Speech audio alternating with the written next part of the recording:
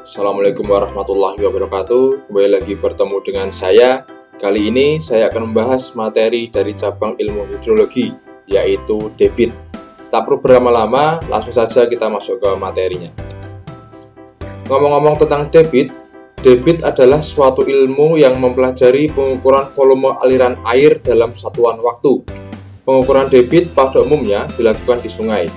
Dari hasil analisis data debit biasanya digunakan untuk berbagai rencana seperti rancangan bangunan pengendali banjir, mitigasi banjir, dan juga evaluasi DAS.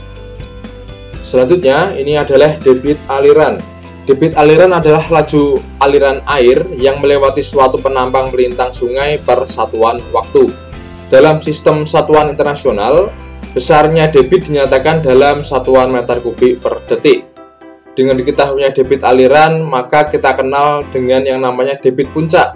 Di sini adalah banjir, difungsikan untuk merancang bangunan pengendali banjir. Sementara ada juga data debit aliran kecil, diperlukan untuk perencanaan alokasi atau pemanfaatan air untuk berbagai macam keperluan, terutama pada musim kemarau panjang. Selanjutnya, dalam video ini akan disajikan berbagai macam metode pengukuran debit dan peralatan yang dipakai. Nah, berikut ini adalah teknik pengukuran debit menurut Gordon et al. Tahun 92. Di sini terdapat 4 teknik yang dapat dilakukan. Yang pertama, ini adalah dengan mengukur volume air sungai. Teknik ini biasanya dilakukan untuk keadaan aliran sungai lambat. Pengukuran debit dengan cara ini dianggap paling akurat, terutama untuk debit aliran lambat seperti pada aliran mata air. Cara pengukurannya dilakukan dengan menentukan waktu yang diperlukan untuk mengisi area yang telah diketahui volumenya. Jadi caranya adalah dengan membuat dam kecil di salah satu bagian dari badan aliran air yang akan diukur. Gunanya adalah agar aliran air dapat terkonsentrasi pada satu outlet. Biarkan air mengalir memenuhi dam tersebut sambil diukur waktunya. Maka didapat debit tersebut adalah volume dam atau meter kubik dibagi dengan lama waktu pemenuhan dam oleh air dengan satuan detik. Kemudian yang kedua, pengukuran debit dengan cara mengukur kecepatan aliran dan menentukan luas penampang melintang sungai. Pengukuran debit dengan cara ini memerlukan bantuan alat ukur current meter atau sering dikenal dengan pengukuran debit melalui pendekatan velocity area method. Cara ini juga termasuk paling banyak dipraktikkan dan berlaku untuk kebanyakan aliran sungai. Untuk detailnya akan kita bahas setelah ini. Pengukuran selanjutnya yaitu pengukuran debit dengan menggunakan pewarna yang dialirkan dalam aliran sungai. Cara ini sering digunakan untuk jenis sungai yang aliran airnya tidak beraturan atau turbulen. Yang perlu diperhatikan adalah bahan yang digunakan harus mudah larut dalam aliran sungai, bersifat stabil, mudah dikenali pada kondensasi rendah, tidak bersifat meracuni biota perairan, dan tidak menimbulkan dampak negatif yang permanen pada badan air. Cara kerja teknik ini mirip dengan velocity area method. Kemudian yang keempat, yaitu dengan membuat bangunan pengukur debit seperti weir untuk aliran air lambat dan flame untuk aliran air cepat. Biasanya untuk pengukuran debit jangka panjang di stasiun-stasiun pengamatan hidrologi. Cara kerja teknik ini mirip dengan teknik yang pertama, hanya berbeda dimensi saja. Nah, berikut ini adalah distribusi kecepatan arus sungai. Jadi perlu diingat bahwa distribusi kecepatan aliran di dalam alur tidak sama arah horizontal maupun arah vertikal. Dengan kata lain, kecepatan aliran pada tepi alur tidak sama dengan tengah alur, dan kecepatan aliran dekat permukaan air tidak sama dengan kecepatan pada dasar alur. Berikut ini adalah distribusi kecepatan aliran dalam alur sungai yang dapat kalian lihat dalam gambar tersebut.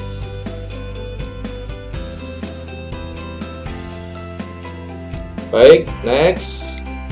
Berikut ini adalah distribusi kecepatan aliran sungai jika terdapat halangan. Untuk gambar A adalah aliran sungai dengan distribusi secara teoritis. Gambar B adalah aliran sungai apabila dasar saluran kasar dan banyak tumbuhan. Gambar C adalah aliran sungai apabila terdapat gangguan permukaan atau misalkan sampah. Kemudian gambar D adalah aliran sungai apabila aliran cepat dan turbulen pada dasar sungai. Gambar E adalah aliran air apabila air lambat dan dasar saluran halus. Dan gambar F adalah aliran sungai apabila dasar saluran kasar atau berbatu. Dapat kalian lihat gambarnya pada layar Anda. Nah, berikut ini adalah salah satu metode pengukuran debit dengan cara apung atau float area method. Pengukuran debit dengan cara ini adalah pengukuran debit aliran yang paling sederhana. Caranya dengan menempatkan benda yang tidak dapat tenggelam di permukaan aliran sungai untuk jarak tertentu dan mencatat waktu yang diperlukan oleh benda apung tersebut bergerak dari satu titik ke titik pengamatan lainnya yang telah kita tentukan. Benda apung yang dapat digunakan dalam pengukuran ini pada dasarnya adalah semua benda apa saja sepanjang dapat terapung dalam aliran sungai. Pemilihan tempat pengukuran sebaiknya pada bagian sungai yang relatif lurus dengan tidak banyak arus yang tidak beraturan atau turbulen. Jarak antara dua titik pengamatan ditentukan sekurang-kurangnya kurang lebih mampu memberikan perjalanan selama 20 detik. Pengukuran dilakukan beberapa kali sehingga dapat diperoleh angka kecepatan aliran rata-rata yang memadai. Nah, berikut ini adalah rumusnya. Q sama dengan A kali K kali U, di mana Q adalah debit meter kubik per detik, U adalah kecepatan pelampung meter per detik, A adalah luas penampang basah sungai meter persegi, dan K adalah koefisien pelampung. Tentunya nilai K tergantung jenis pelampung yang kita gunakan. Namun di lapangan terkadang nilai K dianggap 1 atau ditiadakan. Ini lanjutannya, di mana kecepatan aliran atau V adalah kecepatan pelampung, di mana satuannya adalah U. Kemudian luas penampang A itu diambil dari lebar saluran dikali dengan kedalaman saluran. Kemudian debit, sehingga didapatkan debit adalah A kali V, di mana A adalah A kali koefisien. Kecepatan pelampung U tadi didapat dari panjang lintasan dibagi dengan waktu yang dibutuhkan pelampung untuk melakukan atau menyelesaikan lintasan tersebut. Selanjutnya, ini adalah pengukuran debit dengan cara current meter. Pada prinsipnya dibutuhkan data kecepatan aliran dan luas penampang basah. Kecepatan aliran diukur dengan current meter dan luas penampang basah ditetapkan berdasarkan pengukuran kedalaman air dan lebar permukaan air. Kemudian pada tabel ditampilkan tipe cara pengukuran kecepatan aliran menyesuaikan dengan kedalamannya. Dapat dilihat untuk satu titik itu digunakan pada kedalaman air 0,3 hingga 0,6 meter. Titik pengamatannya adalah 0,6 meter dari permukaan. Rumusnya V adalah V. Jadi yang didapat itu adalah langsung kecepatannya. Kemudian tipe 2 titik dengan kedalaman air 0,6 hingga 3 meter. Titik pengamatannya ada 2, yaitu pada 0,2 dan 0,8 meter dari permukaan air. Rumusnya adalah V sama dengan setengah dalam kurung V2 ditambah V8. Kemudian untuk tipe 3 titik, yaitu untuk kedalaman air 3 hingga 6 meter. Di sini ada 3 titik pengamatan, yaitu 0,2, 0,6, dan 0,8 meter dari permukaan air. Rumusnya adalah V seperempat kurung buka V2 tambah V6 tambah V8 kurung tutup. Untuk tipe 5 titik ini digunakan pada kedalaman air lebih dari 6 meter. Titik pengamatannya ada 5 S atau 0,3 dari permukaan air, kemudian 0,2, 0,6, dan 0,8 dari permukaan air, dan B adalah 0,3 meter di atas dasar sungai.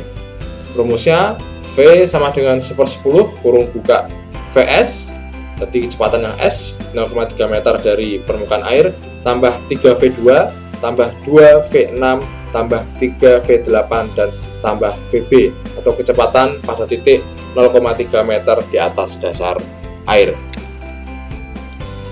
Nah, ini adalah keterangannya tadi ya, VS itu 0,3 meter dari permukaan air dan VB 0,3 meter di atas dasar sungai.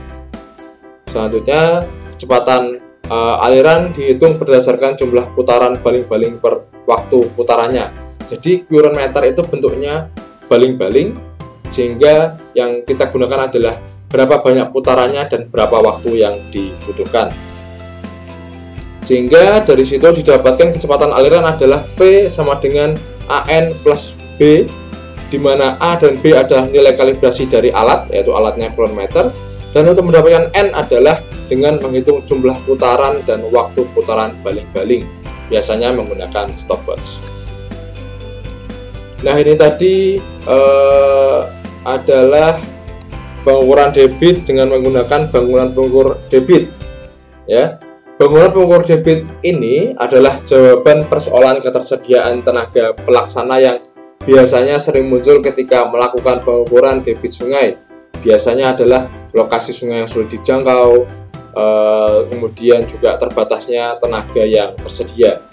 Di sini karena permasalahan tersebut mendorong para ahli hidrologi mengembangkan alat atau bangunan pengontrol aliran sungai untuk tujuan pengukuran debit. Bangunan tersebut antara lain adalah weir dan flume.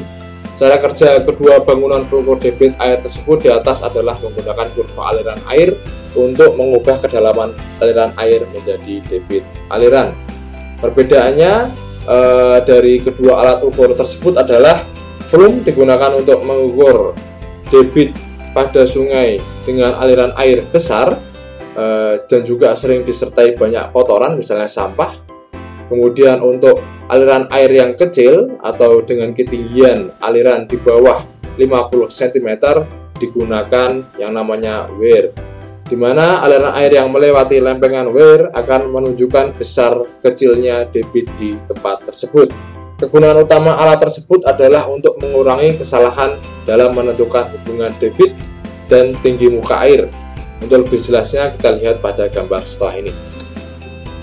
Nah, dapat dilihat bahwa flume yang sebelah kiri ya, dilakukan perkecilan pada bagian tertentu untuk kemudian memudahkan dalam melakukan proses pengamatan.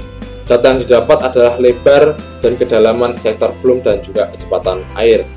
Selanjutnya pada weir, itu yang sebelah kanan. Karena debit yang relatif rendah, maka diberikan lempengan atau penghalang agar air naik dan mudah dilakukan pengukuran ketinggian air. Di sini didapat data lebar, ketinggian, dan juga kecepatan air, di mana dari kesemuanya didapatkan debit aliran sungai tersebut.